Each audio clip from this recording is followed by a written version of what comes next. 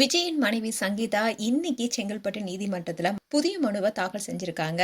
அதுல மேலும் விஜய் குறித்து பல குற்றச்சாட்டுகளை முன் வச்சிருக்காங்க. அதுலயும் குறிப்பா விஜய் தரப்புல தன்னை மிரட்டதாகவும், அது மட்டும் இல்லாம என்ன வீட்டுக்குள்ள அனுமதிக்க விஜய் மறுக்கிறாருன்னு பல குற்றச்சாட்டுகளை முன் வச்சிருக்காங்க சங்கீதா. ரீசெண்டா தான் விஜய் மனைவி சங்கீதா விவாகரத்து கோரி செங்கல்பட்டு நீதிமன்றத்துல மனு தாக்கல் செஞ்சாங்க.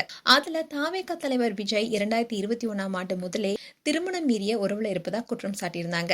அந்த நடிகையுடனான உறவை முறித்துக் கொள்வதா உறுதி கொடுத்ததுக்கு அப்புறமா கூட அவங்களுடைய உறவை அவர் முறித்துக் கொள்ளலன்னு சொல்லியிருக்காங்க சங்கீதா. அதே மாதிரி அந்த நடிகையும் தொடர்ச்சியா விஜய் கூட எடுத்த போட்டோஸ சோசியல் மீடியால வெளியிட்டு வந்ததுனால நானும் என்னுடைய மகனும் மகளும் சொல்ல முடியாத துயரத்துல இருந்ததா சொல்லியிருந்தாங்க. அதோட வீட்டை விட்டு எங்கேயுமே வெளியில சொல்ல முடியாத அளவுக்கு எங்களுக்கு அவர் சிக்கல் ஏற்படுத்தியதாகவும் சொல்லியிருந்தாங்க. இப்படி இருக்க சொல்லதான் விஜய் அண்ட் த்ரிஷா 2 பேருமே கல்பாத்தி சுரேஷோடைய திருமண நிகழ்ச்சியில கலந்துக்கிட்டாங்க.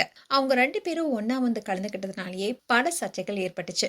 இந்நிலையில் தான் விஜயின் மனைவி சங்கீதா இன்னைக்கு செங்கல்பட்டு குடும்ப நல நீதிமன்றத்துல தாக்கல் செய்த மனுவில் என்ன சொல்லியிருக்காங்கன்னா, பிரிட்டன் குடியுரிமையுடன் லண்டன்ல வசிச்சுட்டு வர்றதுனால சென்னையில எனக்கு தனியா வீடு இல்ல. விவாகரத்து கோரியுள்ளதுனால இப்போ சென்னையில வீடு இல்லாம தவிக்கிறேன்.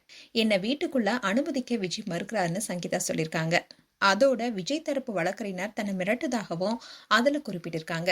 ஏற்கனவே விஜய் சங்கீதாவுடைய விவாகரத்து விஷயம்தான் ஹாட் டாபிக்கா பேசப்பட்டு வந்துச்சு. இதை தொடர்ந்துதான் விஜய் த்ரிஷாவுடனும் திருமண விழால கலந்துக்கிட்டாரு.